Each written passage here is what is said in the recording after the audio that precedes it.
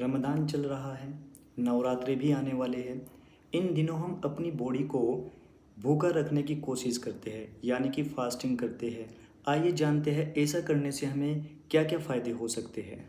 आइए पहले फ़ास्ट को थोड़ा-सा हम समझ लेते हैं।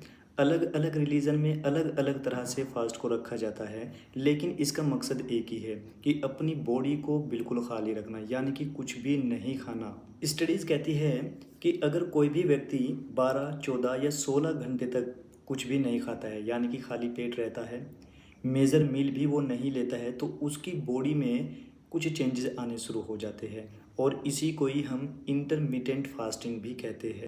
अब हम इसके पहले फ़ायदे की तरफ चलते हैं।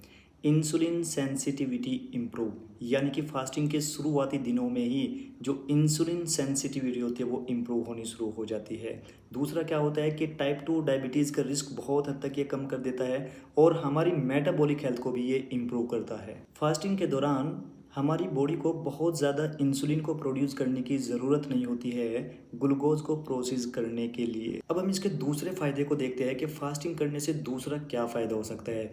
ये हमारी बॉडी में सूजन को भी कम करता है, यानी कि इन्फ्लेमेशन को भी कम कर देता है। मैं उस सूजन की बात नहीं कर रहा हूँ कि चोट लगी और सूजन आ गई। सेल लेवल पर भी सूजन आती है और यही सूजन अगर लंबे समय तक बनी रहती है तो ये बड़ी-बड़ी बीमारियों को जन्म दे सकती है, जैसे कैंसर हो गया, हार्ट अटैक हो गया या फिर क्रोनिक किडनी डिसीज़ हो गई।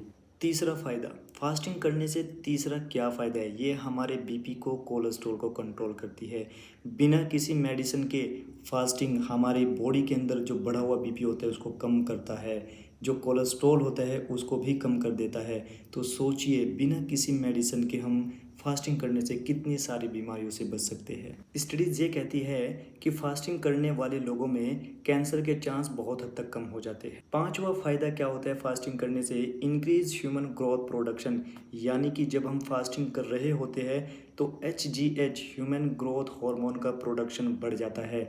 ये हमारे वेट लॉस में और बॉडी गेन में बहुत ज़्यादा मदद करता है। अभी तक हमने फास्टिंग करने के फ़ायदे जाने हैं। अब हम बात करेंगे किन लोगों को फास्टिंग नहीं करनी चाहिए, ख़ासकर वो लोग जो डायबिटिक पेशेंट है, यानी कि जो इंसुलिन लेते हैं, उन लोगों को कभी फास्टिंग नहीं करनी चाहिए।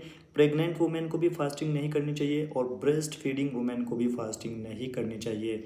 फास्टिंग करने से पहले अपने हेल्थ केयर प्रोफेशनल की सलाह ज़रूर लीजिए।